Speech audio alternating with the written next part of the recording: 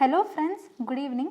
So in today's session, we will learn some basic points related to Rajya Sabha and also Deputy Chairman of Rajya Sabha, and we will see what is the latest news regarding the Deputy Chairman of Rajya Sabha. So in this session, we will learn what is the strength of Rajya Sabha, what are the qualifications required to become member of Rajya Sabha, and who is this Deputy Chairman, what is his role, and we will learn many more points in this session. So let us begin.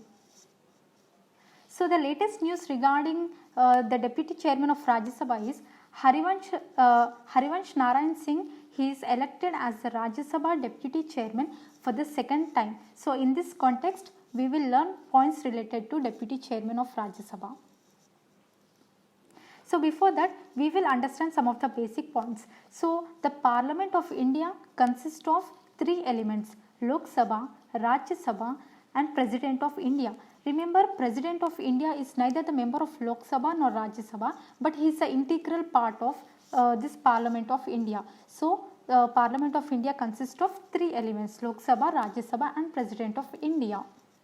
So now we will understand more points related to Rajya Sabha. So Rajya Sabha, it is also called Permanent House, it is also called Upper House. So Rajya Sabha was constituted in the year 1952. So the maximum strength of the Rajya Sabha is 250 members, and out of 250 members, 238 are elected indirectly and 12 members they are nominated by the President of India. So here 238 members are elected indirectly. It means these members are elected by elected members of state assemblies. And coming to the tenure of the members of the Rajya Sabha is for 6 years, and remember, this term 6 years is not given in our constitution. Here the Representation of People Act 1951, under this act it has been mentioned that the tenure of the members of Rajya Sabha is for 6 years. Now let us see what are the qualifications to become member of Rajya Sabha. So if anybody wants to become member of Rajya Sabha, then there are certain qualifications that needs to be fulfilled. He must be a citizen of India. He must not be less than 30 years. It means that person should be 30 and 30 plus, and must possess other qualifications as prescribed by the Parliament.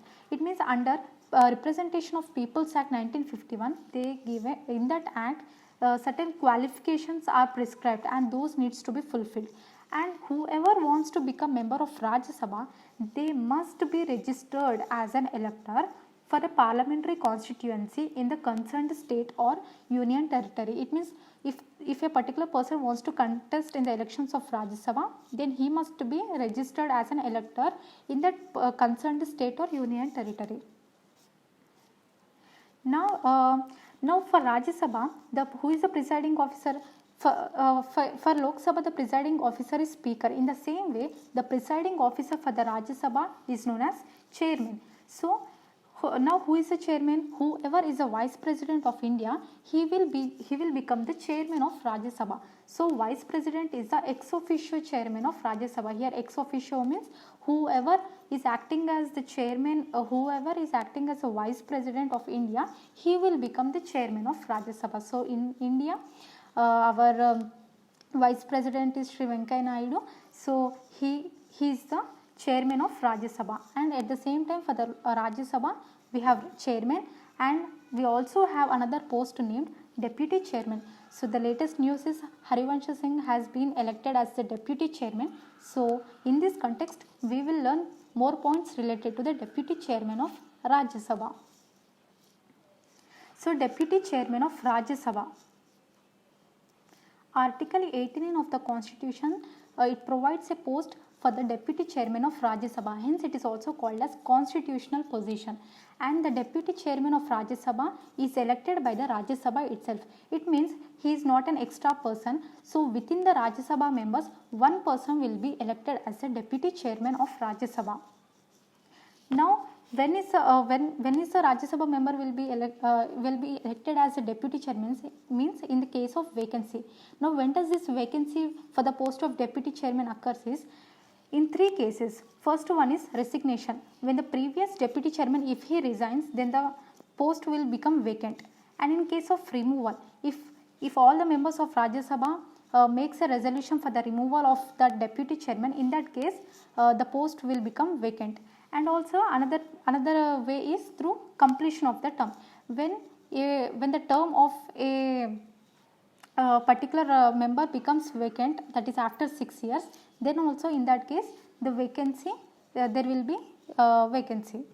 So in 3 cases, registration, removal and completion of the term, in these 3 cases there will be occurrence of vacancy. Yeah. Now let us see the procedure for election of this post of deputy chairman. So any Rajya Sabha member can submit a motion proposing the name of a colleague. So any member from the Rajya Sabha, any member of the Rajya Sabha, he can propose a motion proposing the name of a colleague who wants to become the deputy chairman of Rajya Sabha, and that motion, it must be seconded by another member. For example, A, if the person A has proposed the name of B, then that motion should be seconded by another member, let us say C. So here C also should accept the proposal of this candidate B. So that is called seconded by another member. And if more than one motion, then majority of the house will decide. If for example more than one person, like 2-3 people are contesting for this post, then the majority of house will decide who will become the deputy chairman of Rajya Sabha.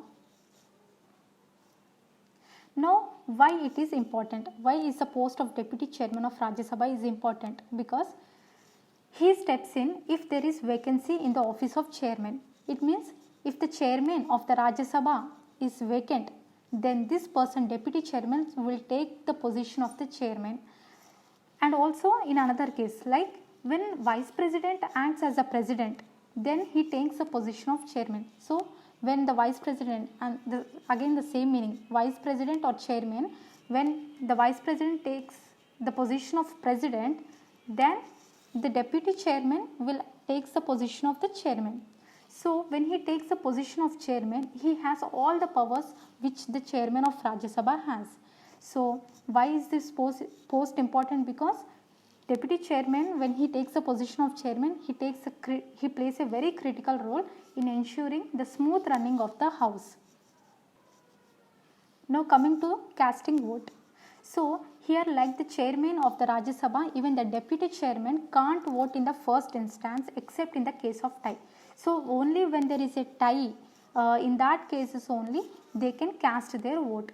And deputy chairman, he cannot exercise his casting vote when a resolution for his removal is under consideration of the house. So when there is a resolution for removal, then in that case he can't exercise his casting vote. Now, is the deputy chairman, he is subordinate to chairman? No. Remember, he is not subordinate to the chairman, and he is directly responsible to the Rajya Sabha. So that's all for the day. I hope you understood the concept clearly. Like what is the strength of Rajya Sabha? We have discussed a few basic things related to Rajya Sabha, like the strength and what are the qualifications required to become the member of Rajya Sabha, and like about deputy chairman, and what is the procedure for election of the deputy chairman, and what are the vacancies, and also what is the latest issue. So that's all for the day. I will end this session here. Thank you so much.